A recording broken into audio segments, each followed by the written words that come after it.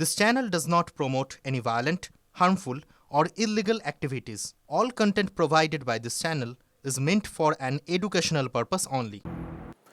নমস্কার, আরো একবার স্বাগত আপনাকে টিভি9 বাংলায়। আমি দীপ রয়েছে আপনার সঙ্গে এই মুহূর্তে। এবার যে খবরে নজর রাখবো, পুরুলিয়ার সুইসায় রেল লাইনে 3 জনের দেহ উদ্ধারের ঘটনায় রহস্য আরো ঘনীভূত। খুন করে রেল লাইনে দেহ ফেলে প্রমাণ লোপাটের চেষ্টা দুষ্কৃতীদের। শ্বাসরোধ করে খুনের পর রেল দুর্ঘটনা বলে ধামা চাপা দেওয়ার ছক। কাজলের মেয়ের গলায় দাগ কিভাবে? কাজলের বোনের মাথায় ও কপালে গভীর ক্ষত কিভাবে? কেন রেল লাইনে দেহ উপর অবস্থায় শোয়ানো ছিল? এমনই বেশ কিছু প্রশ্ন ভাবাচ্ছে রেল পুলিশকে। বোন ও সন্তান সহ মৃত মহিলার পরিচয় জানতে পেরেছে জিআরপি। পরিবারের অভিযোগ, খুনি করা হয়েছে কাজল মাছুয়া ও তার মেয়ে ও বোনকে। মোবাইল ফোন সারানোর নাম করে 3 জনই একসঙ্গে বেরিয়েছিলেন। দেহ উদ্ধারের পর মৃত কাজল মাছুয়ার মোবাইল ফোন উধাও। মোবাইল ফোনের সিমের টাওয়ার লোকেশন খতিয়ে দেখছেন তদন্তকারীরা। খুনের পিছনে একাধিক ব্যক্তি জড়িত বলে সন্দেহ রেল পুলিশের। যে করেছে ওকে ফাঁসিতে দেওয়া উচিত বটে। এমন ছোট ছেলে, একটা ছোট ছেলে মাকে আর ছোট ছাকে আর একটা ডাঙ্গুয়া ছাকে এরকম করেছে। আমার বোনটাকে আর আমার দিদিটাকে আর আমার দিদির চাটাকে এত শাস্তি দিয়ে মরাছে, তো ডবল শাস্তি ওকেও মরাবো। এখানে পরিষ্কার বোঝা যাচ্ছে কি প্রশাসনের হেলডোল কোনো কিছু নেই। পুলিশ যে আছে শুধুমাত্র তোলাবাজি এবং শুধুমাত্র ফাইন কাটতে ব্যস্ত। সামনে নির্বাচন আছে, নিজেদের নেতাদের পকেটে যদি পয়সা না থাকে তো তৃণমূল জিতবে কি করে? শুধু এই মাত্র একটি টার্গেট আছে, টাকার টার্গেট। তাছাড়া ল অ্যান্ড অর্ডারে কি হচ্ছে বঙ্গে, ল অ্যান্ড অর্ডারে কি হচ্ছে পুরুলিয়াতে, তাদের কোথায় কি মার্ডার হচ্ছে, কোথায় কি নিখোঁজ হচ্ছে, তার দিকে কোনো হেলডোল পুলিশ প্রশাসন নেই।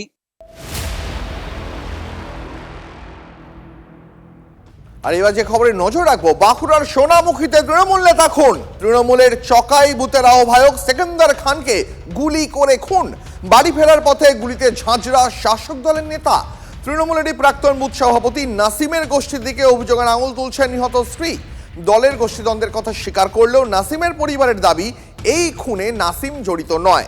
গত 1 বছর ধরে তৃণমূলের গোষ্ঠীদ্বন্দ্বে বারবার উত্তপ্ত হয়েছে বাঁকুড়ার সোনামুখী ব্লকের এই চকাই গ্রাম। গত 2রা মার্চ এই গ্রামে তৃণমূলের 2 গোষ্ঠীর মধ্যে সংঘর্ষে গুলি পর্যন্ত চলে। সেই গুলিতে এক তৃণমূল নেতা আহতও হন। সেই ঘটনার 6 মাস কাটতে না কাটতেই এবার গুলিতে খুন হতে হলো তৃণমূলের বুথ কনভেনারকে। সেকেন্দার খাঁর মৃত্যুর পর স্বাভাবিকভাবেই শোকাচ্ছন্ন গোটা পরিবার। এই মুহূর্তে দেখাই যাচ্ছে যে সেকেন্দার খাঁর যে বাড়ি, সে বাড়ির সামনে তার আত্মীয় পরিজন, এমনকি গ্রামের একটা বড় অংশের মানুষ তারা এই মুহূর্তে জড়ো হয়েছেন এবং তারা কার্যত কান্নায় ভেঙে পড়েছেন। তারা যেটা দাবি করছেন যে এই সেকেন্দার খাঁর মৃত্যুর পিছনে রয়েছে নাসিম শেখের হাত।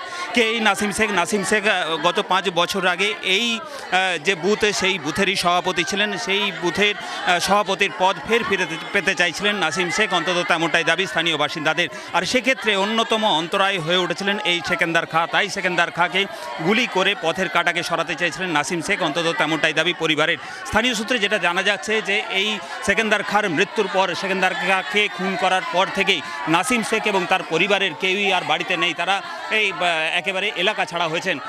তারা কোথায় গেলেন তাদের খোঁজে কিন্তু পুলিশ তল্লাশি শুরু করেছে। তারা কেন বাড়ি ছেড়ে পালিয়ে গেলেন, তবে কি সরাসরি তাদের হাত রয়েছে এই সেকেন্দার খাঁ খুনের ঘটনায়? সেই প্রশ্নটা কিন্তু পুলিশের কাছে এই মুহূর্তে সবচেয়ে বড় প্রশ্ন হিসেবে দেখা দিয়েছে। নাসিম খাঁর খোঁজে পুলিশ তল্লাশি শুরু করেছে। ইতিমধ্যে 2 জনকে আটক করা হয়েছে। তাদের জিজ্ঞাসাবাদ করে নাসিম খাঁর খোঁজ পেতে চাইছে সোনামুখী থানার পুলিশ। বাঁকুড়া থেকে ক্যামেরায় বুদন কর্মকারের সঙ্গে হীরক মুখার্জি।